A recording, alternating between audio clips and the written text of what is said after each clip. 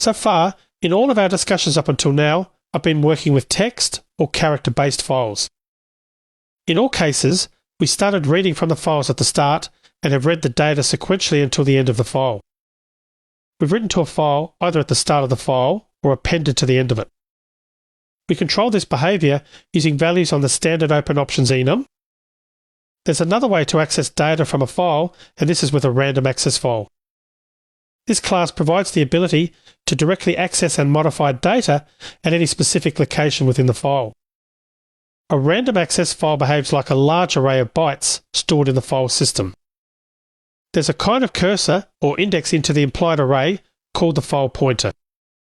A random access file both reads and writes binary data using special methods which keep track of how many bytes will be read or written. This class can be used for both read and write operations. When you open a random access file, its file pointer is at 0 or the start of the file. To move the file pointer, you execute a method on the file called seek, passing it a long value, the position in the file you wish to go to. To get the file pointer, you execute getFilePointer. Depending on the type of read or write method you're using, the file pointer will move a certain number of bytes when these operations complete. There are a lot of these methods, and I'll show them to you by pulling up the Java API documentation for this class's methods.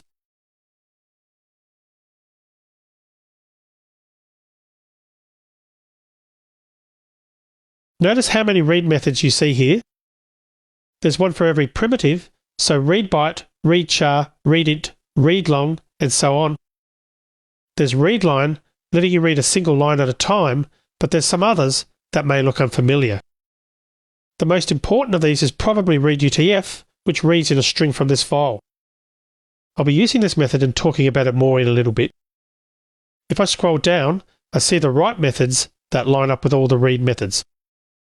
Each of these methods, when executed, moves the file pointer a certain number of bytes, so the readInt method would move the file pointer 4 bytes, and so on. Are you still confused about why you'd use this? Let's say you have a file with many millions of records, and at any one time, you really need to access about 50 of those. Instead of loading a million records into memory, you can load a simple array or small map, which will tell you how to locate records of interest in the big file.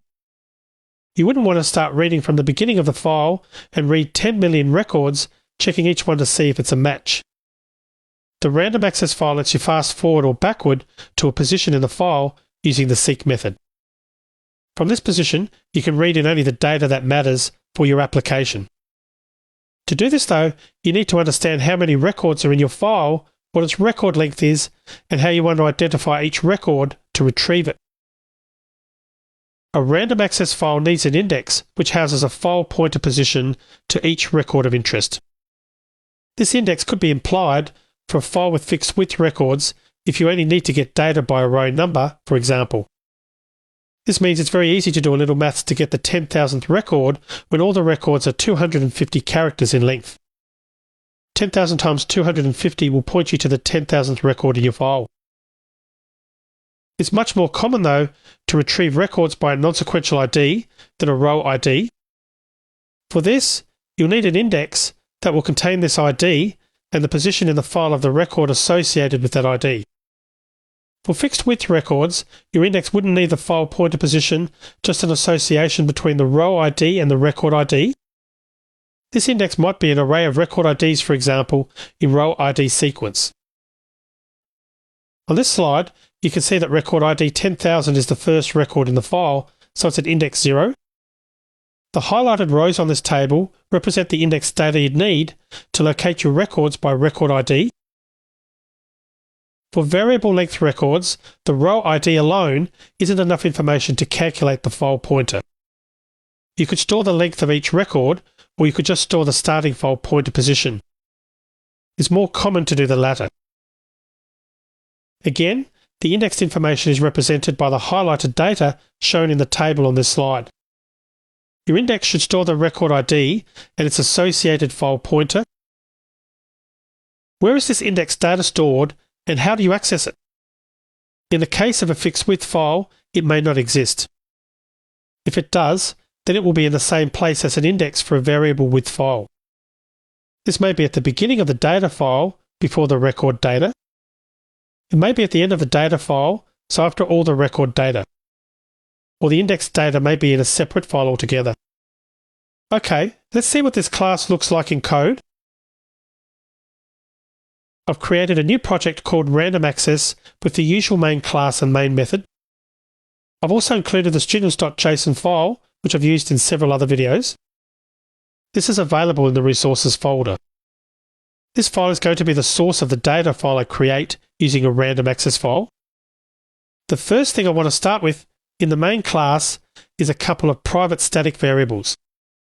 I'll create a map which will be keyed by a long, representing the ID of my record, and that will map to a long value, the starting file pointer position of the stored record in the file. I'll also keep track of how many records are in the file. I'll next create a separate class to build the data file and index, so I'll create a new class named buildStudentData in the dev.lpa folder. This class will have a public static void method called build that takes one argument, the data file name, which will really just be the prefix of the file name. I'll create a path to my students.json file. I'll create a file name from the argument passed and concatenate the .that extension. I'll create a map, same as I did in the main class, mapped by an ID, and the mapped value will be the position in the file. I'll add a try block because I know I'm going to need it to catch IO exceptions. If the date file already exists, I'll delete it. I'll read the entire contents of my JSON file in as a string. My JSON student records are wrapped in an opening square bracket and a closing square bracket, which I want to remove. I'll use replace first with a little regular expression magic to remove these enclosing brackets. The first expression removes the first opening bracket at the start of the entire string, and the next expression removes the first closing square bracket it finds at the end of the entire string. I'll split the records by the line separator. I'll print the number of records to the console. And finally, I add the catch block.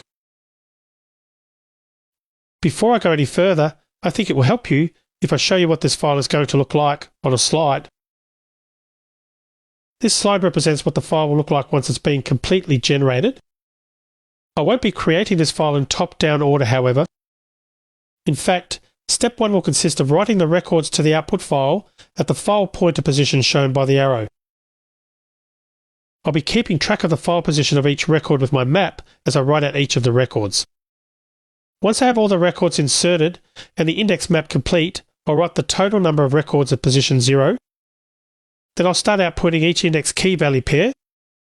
This is step 2. I'm able to start writing my records in step 1 before I insert the index because I'm using a random access file and I can move to the position I want to write to. I can derive the position to start by calculating that I'll use 4 bytes to store the record count, which I'll output as an integer. Then I'll have 16 bytes for each indexed entry because each long takes up 8 bytes. I can multiply that by the number of records, so 1000 times 16, then plus 4 will be my file pointer position to start writing the records. I'll write the code to derive the starting position. This is the position where I'll start outputting the data records. I've said this starting position is going to be 16 times the record count plus the 4 bytes I need to print the record count at the start of the file. To create my index, I need to extract the student ID from each record. I'll do this with a regular expression pattern and the matcher class. I know the JSON format has the student ID text in quotes, followed by a colon, then the actual student ID. My expression represents that, with the variable number in parentheses representing group 1. This number is the student ID. I use a try with resources block and create a new instance of a random access file. This constructor takes 2 string arguments. The first is the file name and the second is a string representing what mode I want to open this file in. In this case, I want to both read and write to it, so I pass RW. I'll call seek on the random access file, leaving enough space to print my indexed data later. I'll loop through the records, which I got from the JSON file. I'll match each record to my pattern. I'll look for the first match. If I find a match, I can get the student ID from group 1. I can add this ID as the key to the index map and the current file pointer as the position of the record in the data file. I'll use WriteUTF to print the record to the file. Finally, I'll include the usual catch block. I'm not done yet though. This code represents only step 1 from my slide. Step 2 is printing the record count and the index data. To do this, I'll create a private static method on this class. It returns void and I'll call it writeIndex. It'll take the random access file to be written to and the index map as arguments. I'll need a try catch. My index is always going to be at the start of the file. I'll write the size of the map, which should be equal to the number of records. Looping through the map entries, I'll write the key and the value as longs, each write taking up 8 bytes. The usual catch block goes here. One thing I didn't really mention earlier, but it's important, is that you want to use a linked hash map for the index map so that your index data is in insertion order, matching the order the records were printed in. The last thing I need to do for this class is to call the writeIndex method. This call needs to go after the for loop in the build method. To test this, I need to build out the code that's going to read the file with its index. That's going to be my main class. I can add a call to the buildStudentData.build method, and I want my file name to be prefixed with student data. I can run this as it is.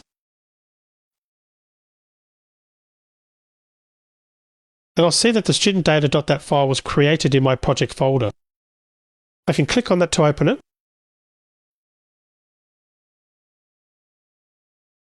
I'll get all kinds of warnings from IntelliJ because it's a binary file and you can see it's hard to read. The indexing part of this file is at the start. How do we know if this is a good file then? Well, we have to test it. Since this video is getting a bit long, I'll demonstrate the code to use a binary data file and its associated index in the next video. Keep this project open if you're going to continue watching, and I'll see you in that next video.